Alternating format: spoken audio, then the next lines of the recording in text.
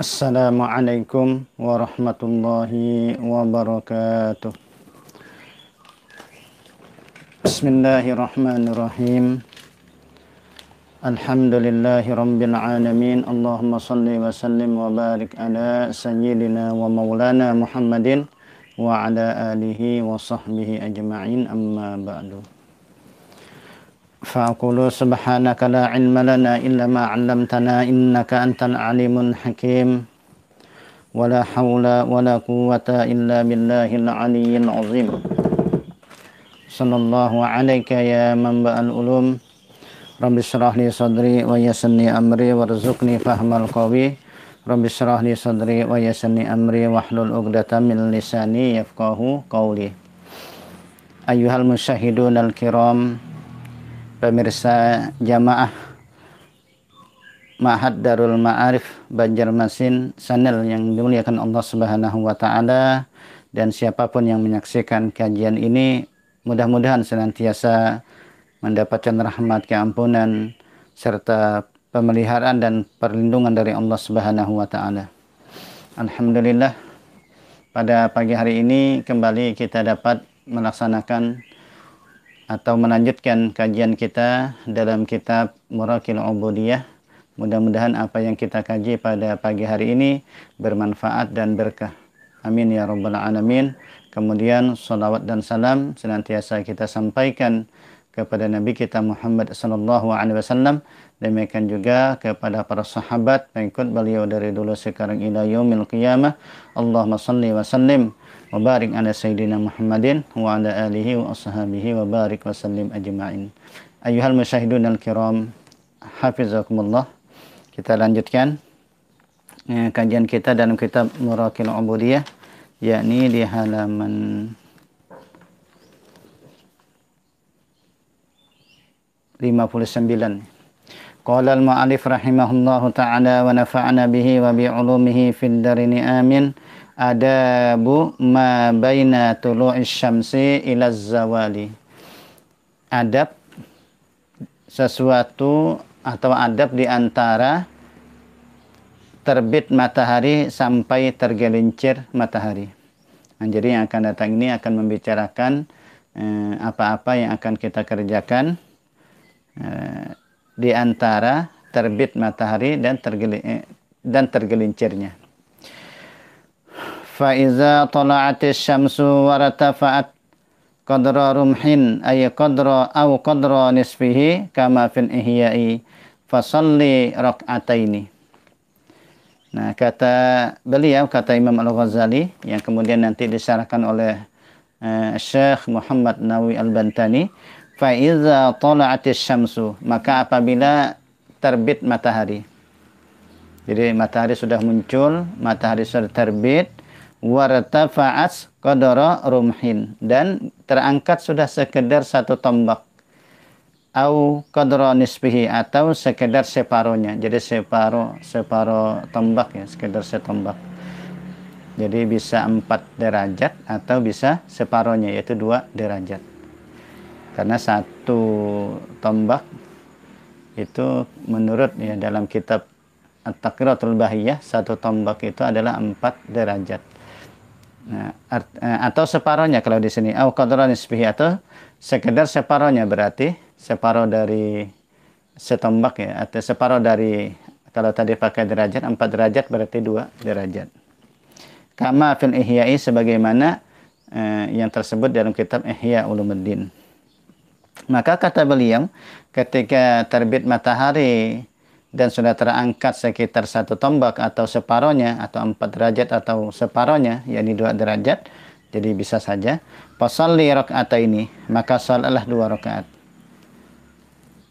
Dengan niat apa? Imma biniyati sholatil isyraqi binaan alal qawli bi annaha ghairu sholatid duha, au biniyatid duha binaan ala annaha hiya wa huwal mu'tamad. Nah, bisa dengan niat sholat isyraq, ini karena memandang ya, mengambil satu pendapat bahwasanya sunnatul isyraq ini tidak termasuk atau bukan termasuk daripada sholat duha. Nah, jadi atau kata beliau dengan niat sholat duha. Nah, karena binaan ala annaha hiya. Nah, jadi ini karena kita memandang, mengambil satu kaul, satu pendapat bahwasanya sunat isyraq itulah sunat duha. Duha itulah isyraq. Jadi sama. Jadi mau sholat isyraq, mau sholat duha itu sama. Dan itulah pendapat yang mu'tamad. Nah, jadi kesimpulannya bahwa ada dua pendapat dalam masalah ini. Ada yang mengatakan sunat isyraq itu berbeda dengan sunat duha. Nah, kalau demikian berarti setelah terbit matahari dan sudah terangkat, sudah naik matahari itu 1 tombak atau 4 derajat atau separohnya, bisa 2 derajat, maka sembahyang niatnya itu sunat isyraq. Berarti nanti baru dilanjutkan dengan sunat duha. Ya, itu pendapat yang pertama. Karena tadi mengatakan bahwa sunatul isyraq itu berbeda dengan sunat duha. Nah, kemudian pendapat yang kedua bahwasanya sunnatul isyraq itu sama dengan sunnatul duha. Jadi sunat isyraq itu sama dengan sunat duha. Maka dengan demikian kita niatkan saja dengan niat duha. Jadi setelah terbit matahari kemudian naik sekitar 4 derajat atau separuhnya tadi, maka niatnya lah dengan niat duha. Karena sama saja tadi. Niat duha itulah salat duha itulah salatul isyraq. Faqad rawa Ali radhiyallahu anhu annahu sallallahu alaihi wasallam kana yusalli ad-duha 6 raka'atin fi waqtaini.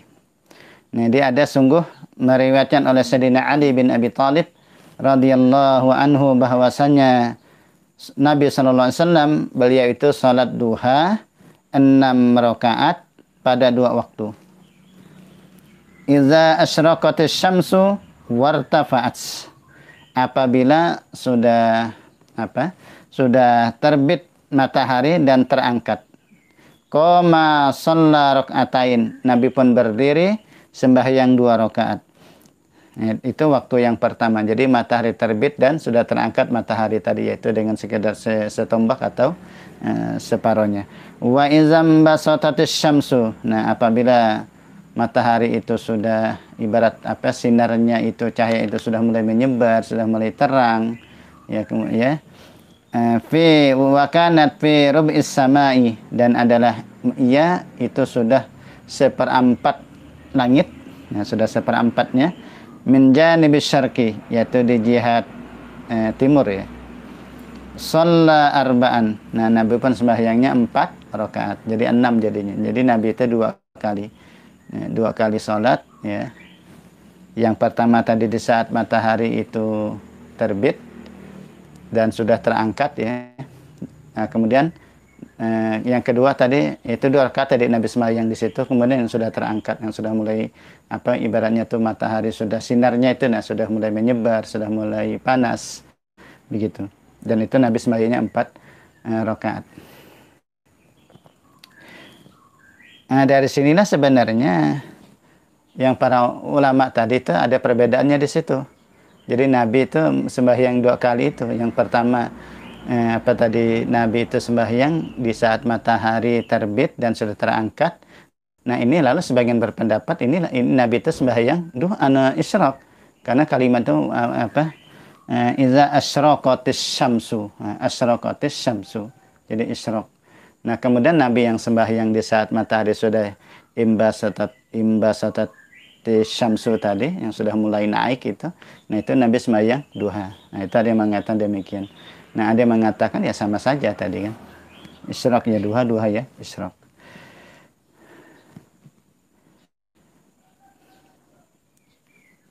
Wazalika, dan yang demikian itu fi'lu raka'atain, yakni memperbuat 2 rakaat itu inda zawali waktil karahati, yaitu ketika hilang waktu karahah.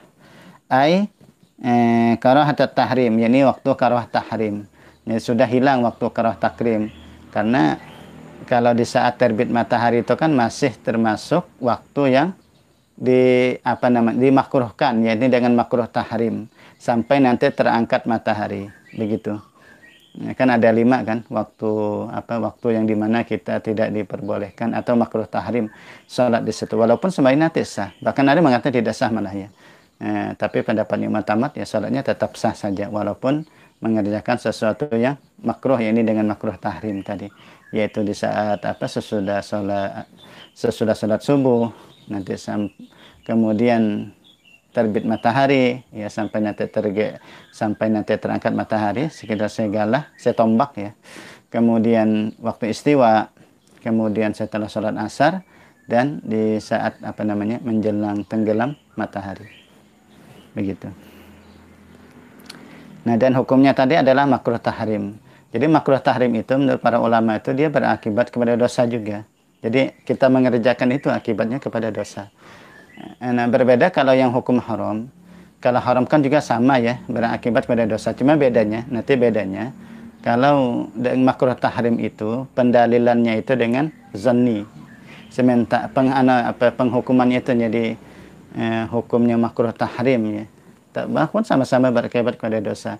Nah, berbeda dengan yang langsung ini hukumnya haram, berdosa, nah itu dengan dalilnya qat'i begitu. Jadi pengharamannya itu dengan dalil qat'i. Sementara kalau sifatnya zanni, maka dia dinamakan dengan makruh tahrim. Ya kurang lebih begitu lah insyaallah. Cuman nanti sama saja, baik makruh tahrim maupun haram sama saja, yaitu berakibat kepada dosa kalau kita lakukan. Nah, jadi kalau kita misalnya sholat sunnah misalnya, sholat sunnah di saat terbit matahari, maka hukumnya tetap sah, tapi kita berdosa di situ. Ya. Karena di waktu yang makruh, yaitu makruh tahrim. Wallahu a'lam. Wa dzalika fi'lu rak'atain inda zawali waqtil karahah ay karahatit tahrim lis salati, yaitu untuk salat. Jadi mengerjakan yang itu tadi kata beliau ketika hilang waktu makruh tadi.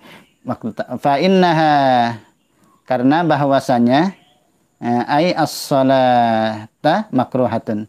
Fa inna salata, maka bahwasanya salat di waktu itu adalah makruh ma'asihatiha, beserta sahnya. Jadi tetap sah saja salat kita, ma'asihatiha, sebenarnya tetap sah, tapi lagi-lagi haram nanti kalau dilakukan di waktu itu, yaitu di waktu makruh tahrim tadi, walaupun sah.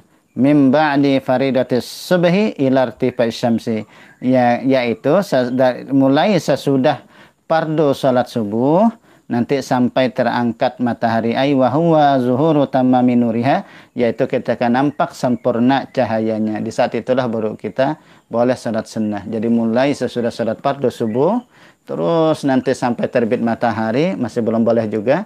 Nah, ketika terbit matahari sudah mulai naik mataharinya, yang tadi dikatakan qadra rumhin au qadra nisfihi tadi.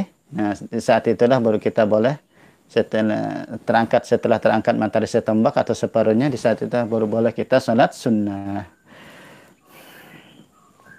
Nah, kemudian fa iza adha ay ala an-naharu wa madha minhu qaribun min rub'ihi fasalli salatad duha arba'an aw sittan aw samaniyan wa hiya afdaluha wa aksaruha 'alal mu'tamad. Fa iza adha ay 'alan naharu, apabila sudah naik tinggi matahari, tinggi siang, jadi sudah mulai bercahaya, sudah mulai naik oleh siang dan berlalu daripadanya hampir seperempatnya, fasalli salatad duha, maka salatlah olehmu yaitu salat duha. Nah, berarti kalau di sini sepertinya Imam Al-Ghazali mengambil pendapat isyraq itu berbeda dengan duha. Sepertinya ya, wallahu a'lam. Dan fasalli rakaatain tadi kan kalimat yang pertama fasalli rakaatain, maka salatlah 2 rakaat. Kemudian ketika naik matahari ya, dan sudah berlalu hampir seperempatnya, maka kata beliau salatlah salat duha yaitu 4 rakaat, au sittan atau 6 rakaat, au samanian atau 8 rakaat. Wahya afdaluha, dan itu paling afdal yang 8 ini. Wa aksaruha, dan sepaling banyak bilangan daripada sunat duha, alal mu'tamad, menurut pendapat yang mu'tamad, yakni 8 rakaat. Walaupun nanti ada pendapat lain yang mengatakan sampai 12 sampai 12 rakaat. Nah, kalau pendapat yang mutamat ini adalah 8 rakaat, dan itu yang paling afdal. Masna masna. Jadi cara mengerjakannya adalah 2 rakaat, 2 rakaat. Ai sallama min kulli rakaatain, ia salam nanti setiap daripada 2 rakaat. Jadi 2 rakaat salam, 2 rakaat salam, dan seterusnya sampai selesai. Kita kerjakan baik yang ngambil 6 atau yang ngambil 8. Wa huwa afdalu, dan itu lebih afdal ketimbang kita kerjakan langsung 4 rakaat atau kita kerjakan langsung 6 rakaat kata beliau. Maka yang paling afdal itu adalah 2 rakaat, 2 rakaat. Masna masna.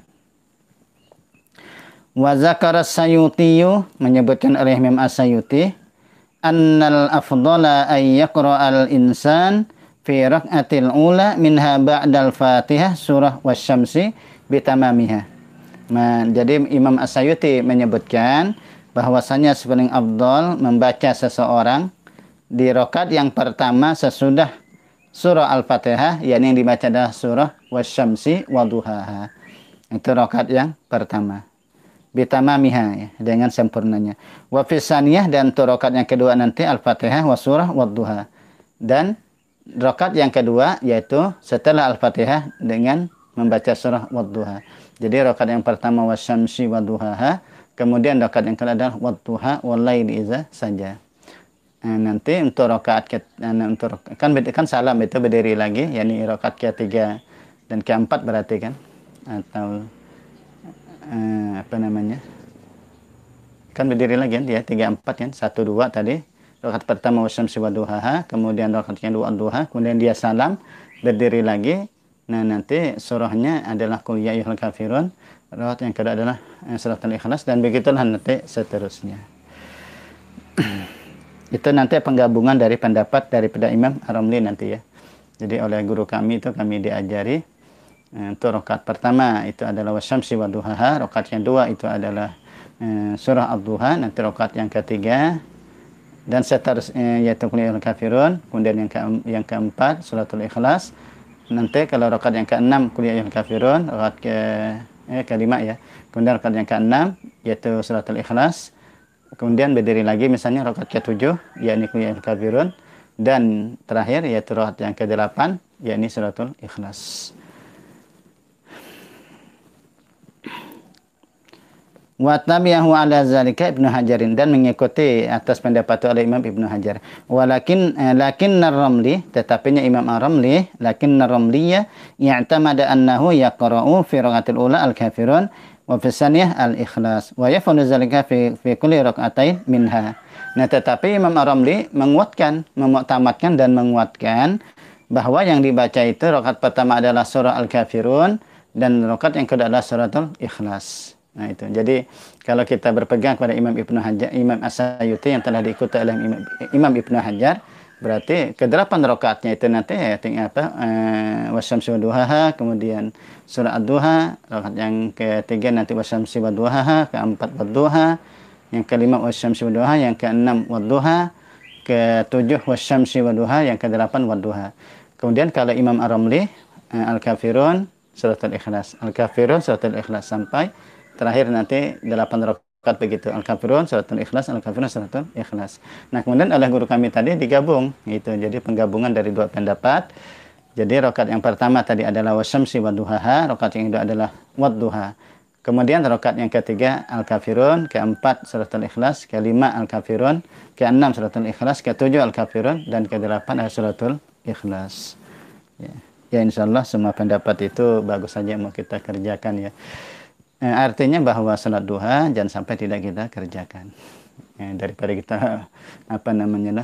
berdebat misalnya lah dalam masalah surah apa yang dibaca itu ini ya, ulama sudah menggariskan, ulama sudah memfatwakan begitu, mau ikut ini silahkan begitu. Yang penting salat duhanya dikerjakan. Ya paling tidak 2 rakaat lah. Ya paling kurang atau 4 ya. Yang paling kalau kita, tapi jangan juga terus menerus 2 rakaat ya. Walaupun amal itu kan yang penting istiqomah. Yang penting walaupun sedikit yang penting istiqomah. Tetapi maksudnya adalah kalau misalnya duha itu 8 rakaat ya paling tidak kita 4 rakaat lah. 4 rakaat itu lah. Artinya mengambil separohnya kan. Kalau kita tidak mampu 8, separohnya barang, yaitu 4 rakaat.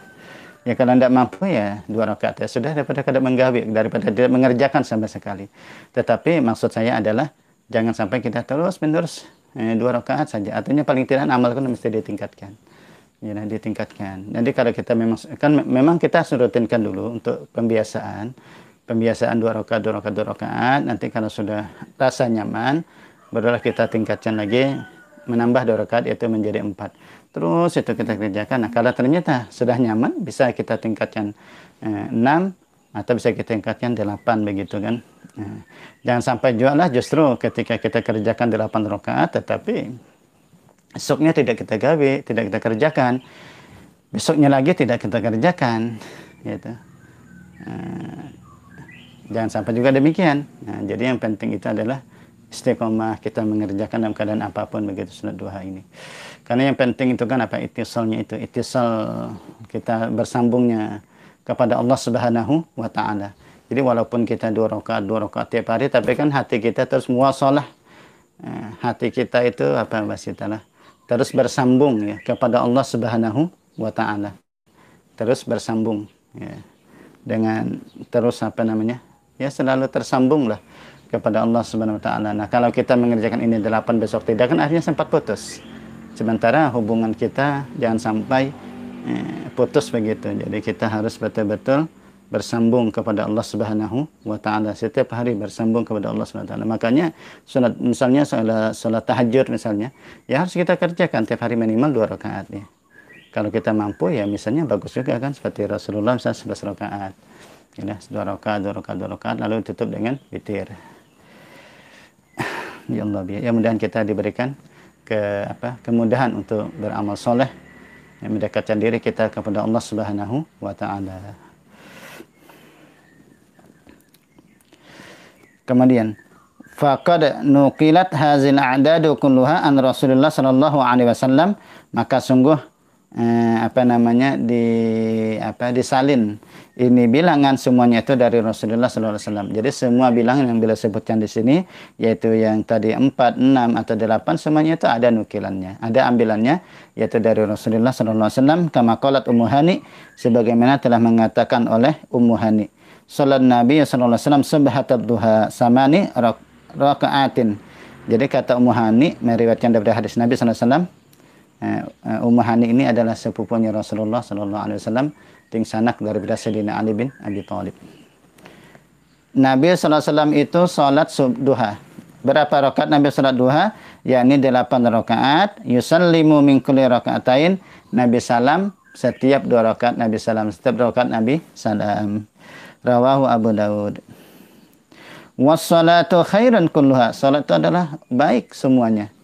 Faman syaa falyastaksir, maka siapa yang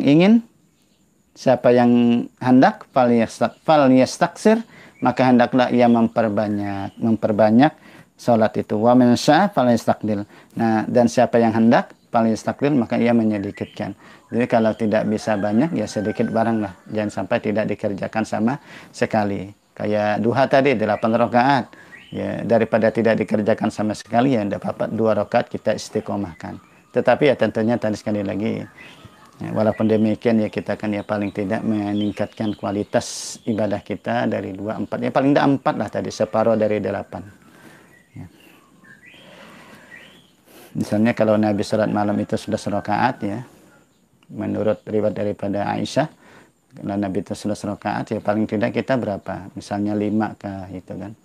Atau 7 begitu ya. Atau 5 lah paling tidak. Ya, 5, 2 rakaat, tutup witir 1 ya. Misalnya kan jadi 5 rakaat. Kama fil hadisi allazi rawahu at-Tabarani an Abi Hurairah. Nah, sebagaimana di dalam hadis riwayat daripada Imam At-Tabarani dari Abi Hurairah, as-salatu khairu mawdu'in. Paman istata'a an yastaksira fal yastaksir. Salat itu adalah sebaik-baik maudhu'. Nanti ada penjelasannya di bawah. Maka siapa yang mampu ia memperbanyak, hendaklah ia memperbanyak itu. Maksudnya adalah as-salatu afdalu ma wada'ahu Allahu ay ma syar'ahu li ibadihi minal ibadah. Bahwasanya salat itu adalah sepaling afdal, sepaling utama apa yang telah Allah syariatkan. Jadi ma wada'ahu, apa yang telah Allah wada'ahu ay syar'ahu, apa yang telah Allah syariatkan untuk hambanya daripada ibadah. Nah, paman istata'a yuksira fi'laha fal yuksirhu. Maka siapa yang mampu untuk memperbanyaknya, hendaklah dia memperbanyak akan salat itu tadi. Karena sepaling afdal, sepaling utama apa yang telah Allah syariatkan kepada hambanya untuk mendekatkan diri kita kepada Allah Subhanahu wa taala. Fa innaha afdalul ibadat badaniyah badal iman. Karena bahwanya salat itu adalah afdalul ibadatil badaniyah, sepaling utama ibadah badan ba'dal iman, sesudah iman. Kemudian kita lanjutkan. Falaisa baina tulu'is syamsi waz zawali ratibatun minas salati illa hazihi. Maka kata beliau tidak ada di antara terbit matahari dan tergelincir, jadi sampai tergelincir matahari itu rotibah, yaitu rotibah daripada salat ini, daripada salat ila hazi kecuali ini. Jadi salat setelah terbit matahari sampai tergelincir itu tidak ada kecuali ini, yaitu apa ini tadi, yaitu salat duha. Nah, kalau tadi mengatakan duha beda dengan isyraq, berarti yaitu isyraq dan duha, dua itu saja. Salat sunat yang terkerjakan setelah terbit matahari dan naik matahari sekedar setombak atau separuhnya sampai tergelincir matahari. Nah, salat duha atau salat isyraq tadi, itu saja. Lain daripada itu tidak ada. Berarti aktivitas apa yang kita kerjakan? Ya, nanti akan dijelaskan tergantung profesi kita. Kalau profesi kita sebagai pengajar, ya kita mengajar. Itulah sebaik-baik pekerjaan kita nanti. Ya, nah. Kalau memang kita mengajar itu kan nanti bisa menulis, dia bisa mengajar, menulis, kemudian berfatwa dan seterusnya sesuai dengan profesinya. Ada juga nanti kalau profesinya itu adalah pekerja berdagang, ya silahkan untuk buka dagang, kan begitu. Nah. Kalau profesinya itu menjaga keamanan, ya jaga keamanan. Ya begitulah, nanti tergantung pekerjaan profesi kita. Yang penting pekerjaan profesi itu adalah untuk mendekatkan diri kita kepada Allah Subhanahu wa taala dengan dagang atau dengan petani, berkebun, nelayan dan seterusnya tadi. Jadi niatkan yang baik pekerjaan itu. Tapi kalau misalnya pekerjaan sudah salah, ya tidak bisa kita niatkan baik kan. Ya, kalau pekerjaan sudah salah, sudah. Kalau pekerjaannya mencuri, merampok, misalnya niatkan baik untuk sedekah, untuk bangun masjid, ya tidak akan bisa kan, tidak akan diterima begitu. Artinya pekerjaan itu sudah baik, maka tujukanlah niatnya kepada niat yang baik. Wa fi ba'din nusakh ilahazi ay salat, yaitu salat duha tadi. Wa fi ba'din nusakh falaisa bainatul waz zawali ratiba ilahazi salawat. Maka tidak ada di antara terbit matahari sampai tergelincir matahari nanti rotibah kecuali hanya ini, yaitu salat duha. Kemudian sudah selesai pembicaraan tentang salat duha. Lalu kata beliau, fama fadula anha min awqatika falaka fihi arba'u halatin. Nah, kalau sudah ada lebihan waktu kita, ya daripada salat duha sudah kita kerjakan, lalu ada kelebihan waktu, maka bagimu itu kata beliau ada 4 keadaan nanti. Ada 4 keadaan. Al-halatul ula. Nah, ini adalah keadaan yang pertama, wahiyya al-afdal, itulah yang paling afdal, an tasrifahu aifa fadilal awqati fi nasi bi ilmika fi fatwa wa tadrisin au tasnifin au mutala'atil kutub. Nah, jadi pada keadaan yang pertama, dan itulah yang paling afdal, bahwa kamu kata beliau menggunakan sisa-sisa waktumu, yaitu sisa-sisa waktu tadi setelah kita salat duha tadi, dan adakan sisa waktu itu banyak dah, salah banyak. waktu kita sisa waktu itu, yaitu memberikan manfaat kepada manusia dengan ilmu. Ya, kalau memang kita berilmu. Jadi kita berikan manfaat kepada manusia dengan ilmumu. Untuk apa? Untuk berfatwa, untuk mengajar, untuk mengarang kitab dan mutalaah kitab-kitab tadi. Jadi mutalaah, kemudian dia kalau ada orang minta fatwa, dia berfatwa, atau dia menulis fikih, menulis tasawuf atau apalah, dia mengarang kitab, dia menulis. Jadi masalah betul-betul berberkah waktu itu kan.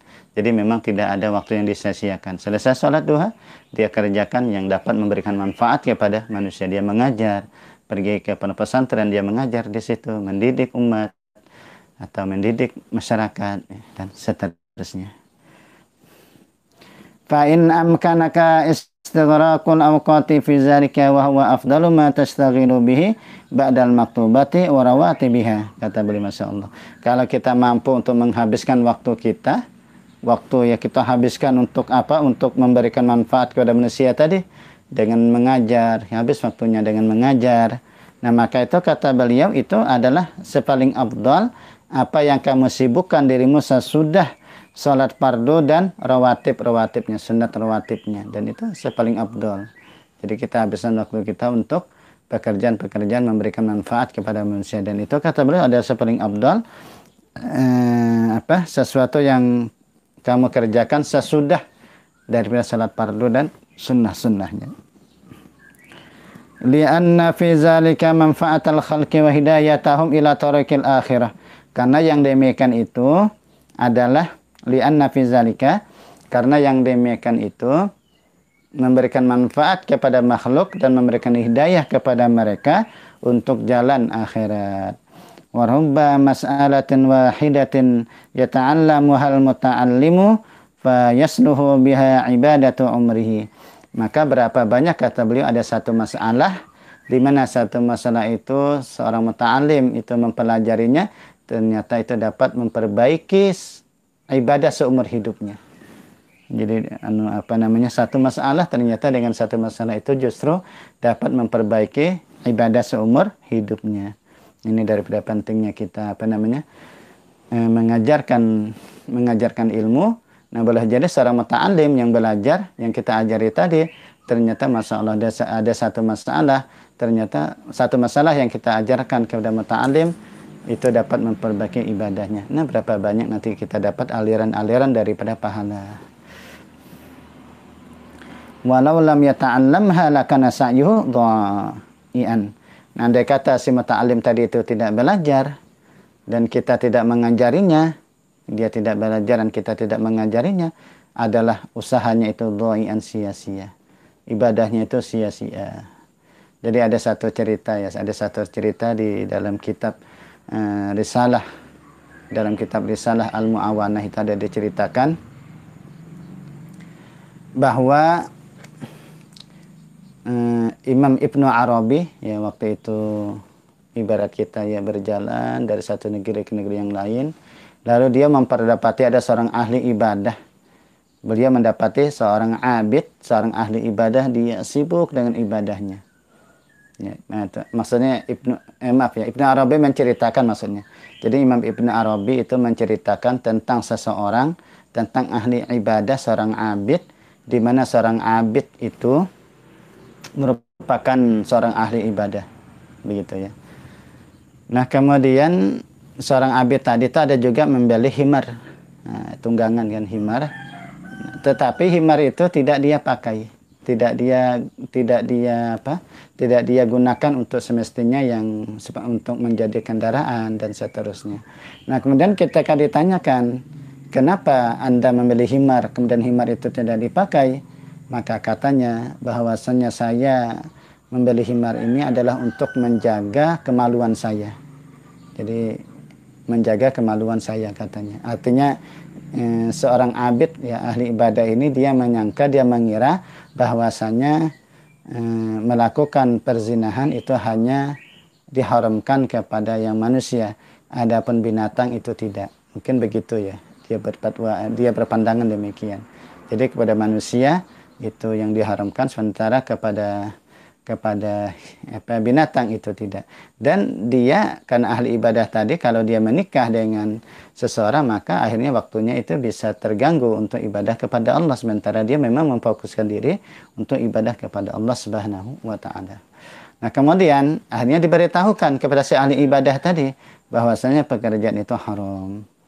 Pekerjaan itu haram. Jadi itsyanul bahaim, jadi artinya menggawi, apa bahasa kita ya, menzinahi gitu, apa ya bahasanya, maaf, bahasa yang paling mudah itu apa, itsyanul bahaim, mendatangi atau menzinahi binatang, begitu sudah, itu adalah haram hukumnya. Diberitahukan itu, dan dia pun akhirnya menangis sejadi-jadinya.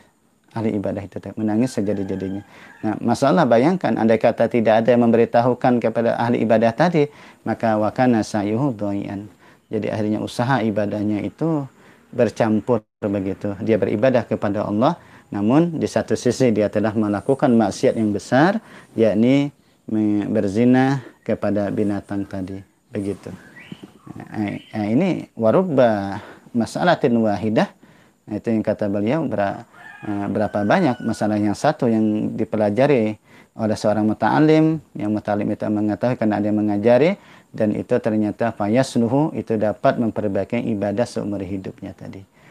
Nah, cerita tentang itu tadi bisa dilihat di dalam kitab Risalah Al-Mu'awanah, ya kurang lebih begitulah ceritanya. Kalaupun berbeda redaksi ya, saya minta maaf, tapi kurang lebih begitulah. Nanti silahkan dicek untuk lebih lengkapnya nanti di dalam kitab Risalah Al-Mu'awanah, yaitu karangan Al-Habib Abdullah Al-Haddad. Kemudian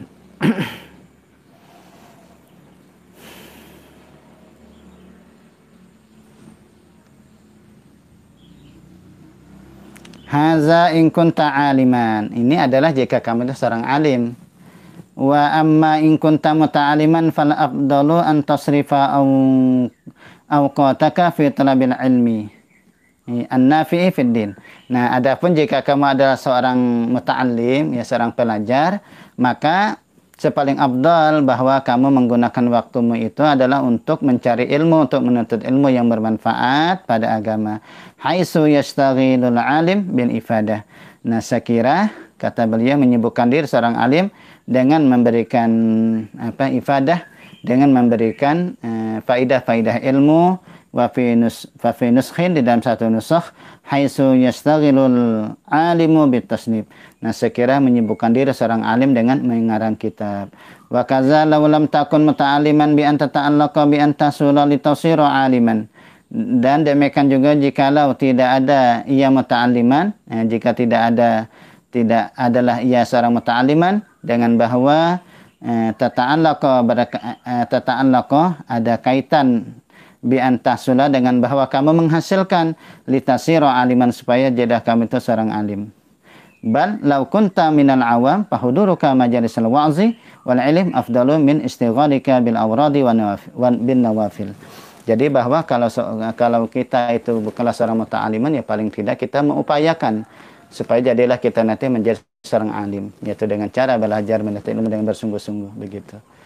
Ya, nah, kemudian ketika kita menjadi seorang alim, yang dimana Allah memberikan kita ilmu, Allah menitipkan kita akan ilmu, maka di saat itulah kita pun meningkatkan kualitas daripada hidup kita, yaitu dengan mengajar, memberikan faidah, dengan mendidik, membimbing umat, dengan mendidik, membimbing umat tadi, begitu.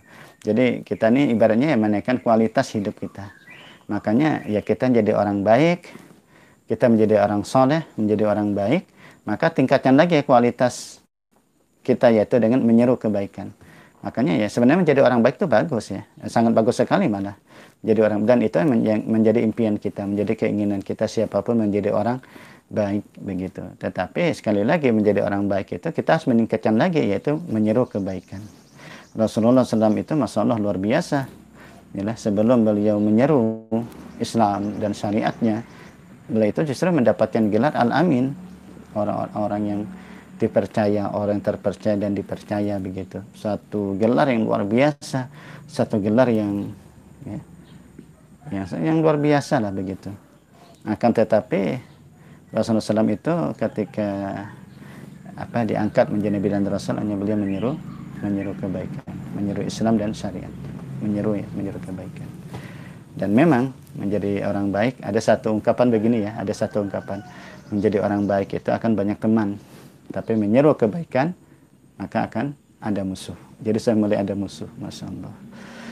Ada yang merintangi lah, paling tidak kan, yang namanya karakter penyeru kebaikan, penyeru kebaikan atau karakter dakwah itu ya memang ada benturan-benturan begitu. Akhirnya ketika dia sudah mulai menyeru kebaikan, di saat itulah dia mulai ada benturan begitu.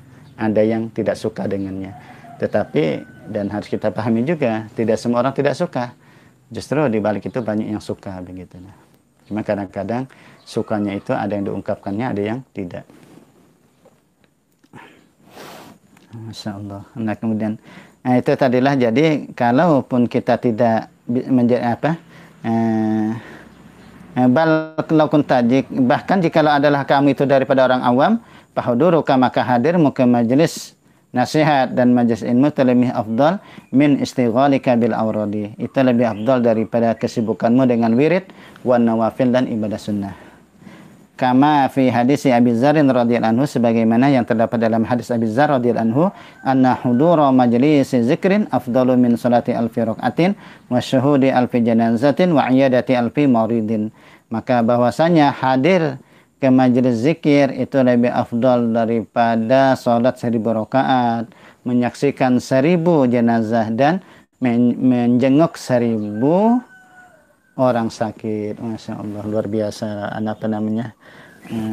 Hadir kita ke majelis ilmu, hadir ke majelis zikir. Dunal fudul ay allazi la yanfa'u. Jadi justru jangan sampai kita itu menyia-nyiakan waktu kita kepada sesuatu yang tidak ada manfaat, tidak bermanfaat.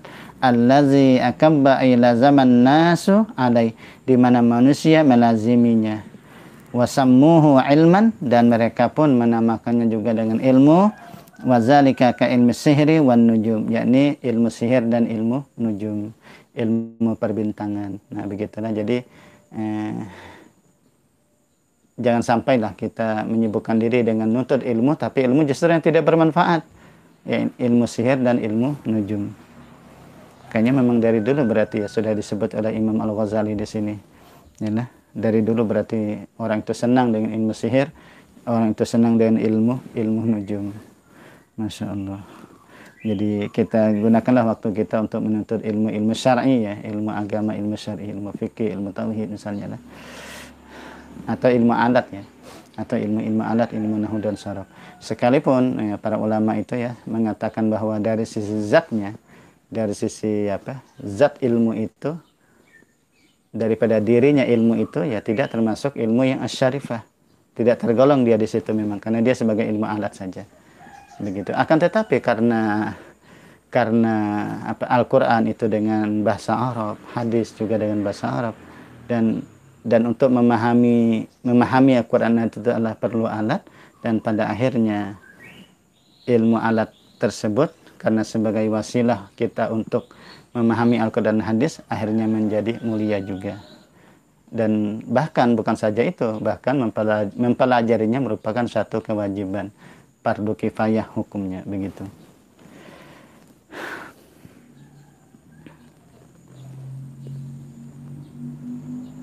Insyaallah di kitab ini juga nanti akan disebutkan ada pembicaraan tentang ilmu nahwu dan ilmu alat ya, al-lughatul arabiyah. Nanti insyaallah nanti di halaman berikutnya nanti akan disebutkan di sini. Walaisatil lughah, nah di sini walaisatil lughatu wan nahwu minal ulumis syarifah fi anfusihima. Nah itu nanti walakin yalzamu al-khawd fihima bisabab syar'i. Tetapi nanti kata beliau, tetapi ya wajib untuk membicarakan, untuk mempelajari dan mendalami ilmu al-lughah dan ilmu nahwu dengan sebab syariat. Karena apa? Karena syariat itu datang izja'at hazihi syariah bi lughatil Arab. Karena datang syariat itu dengan bahasa Arab. Nanti ya di halaman selanjutnya. Wal ilmun nafi al muqaddam alal ibadah. Ilmu yang bermanfaat yang didahulukan atas ibadah, wa ma yazidu fi khaufika minallahi ta'ala wa yazidu fi basiratika ay ilmika bi uyubi nafsika. Jadi ilmu yang bermanfaat adalah di mana ilmu itu dapat menambah takutnya kita kepada Allah Subhanahu wa taala, menambah basirah kita, mata batin kita, pengetahuan kita dan aib kita sendiri, bi uyubi nafsika. Jadi bukan malah justru nampak aib orang lain. Justru ilmu yang bermanfaat itu adalah ilmu di mana aib kita itu nampak, aib orang lain tidak nampak. Wa yazidu fi ma'rifatika bi ibadati rabbika yuqallilu min raghabatika fid dunya. Jadi ilmu yang bermanfaat lagi itu adalah ilmu di mana menambah makrifahmu kepada Allah Subhanahu wa taala, menambah makrifahmu dengan beribadah kepada Allah dan menyedikitkan daripada senang terhadap dunia. Bukan justru senang terhadap dunia lalu mengarahkan daripada ibadah kita kepada Allah. Wa yazidu fi raghabatika fil akhirah, lalu menambah semangatmu dalam negeri akhirat. Wa yaftahu basirataka bi afati a'malika hatta tahtariza minha. Dan ilmu yang bermanfaat adalah ilmu di mana ilmu itu membukakan basirah kita, pandangan batin kita dengan penyakit-penyakit amalmu sehingga kamu bisa menghindari daripadanya. Ya misalnya riya, ujub, hasad dan seterusnya itu. Jadi akhirnya kita bisa menghindari itu. Wa yu'inuka ala suluki tariqil akhirah, dan dapat menolongi atas menjalin jalan akhirat. Iza ta'allamta zalikal ilm ala qasdil isti'anah bihi ala suluk. Jadi apabila kamu mempelajari itu ilmu dengan tujuan meminta tolong dengannya menjalani jalan akhirat. Wa yatluka ayya'lamuka ala makaidis syaitan. Dan ilmu yang bermanfaat adalah ilmu di mana kita mengetahui akan tipu daya syaitan ay makrihi.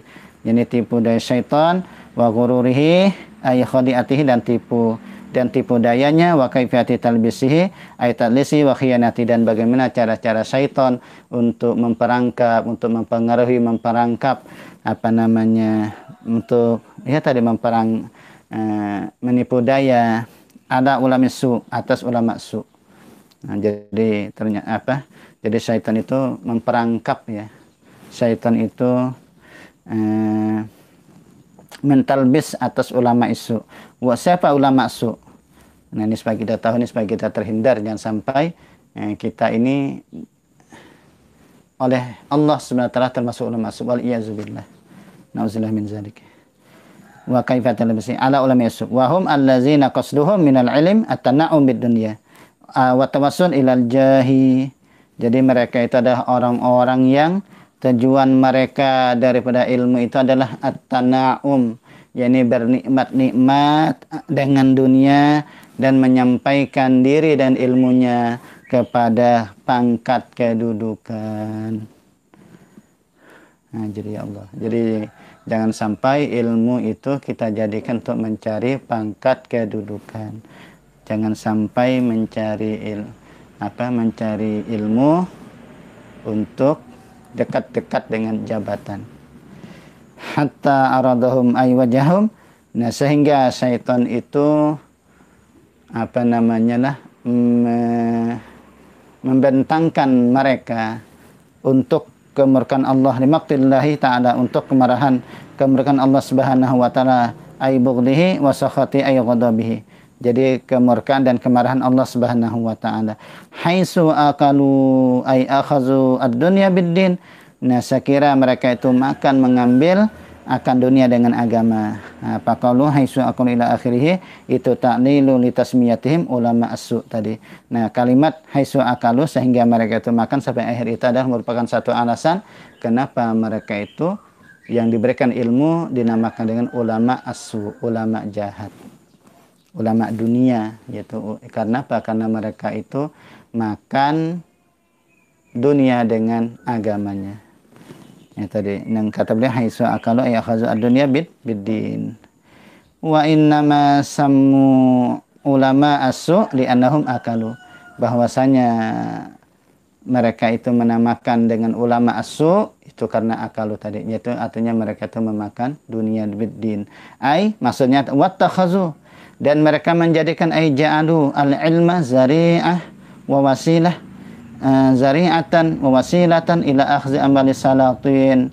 Jadi mereka mengambil dan menjadikan ilmu itu sebagai alat, sebagai perantara untuk mengambil harta-harta penguasa, wa akli amwalil awqaf, dan memakan harta-harta wakaf allati wukifat alal ulama wal yatama wal masakin, di mana harta itu memang diwakafkan untuk ulama, anak yatim dan orang-orang miskin.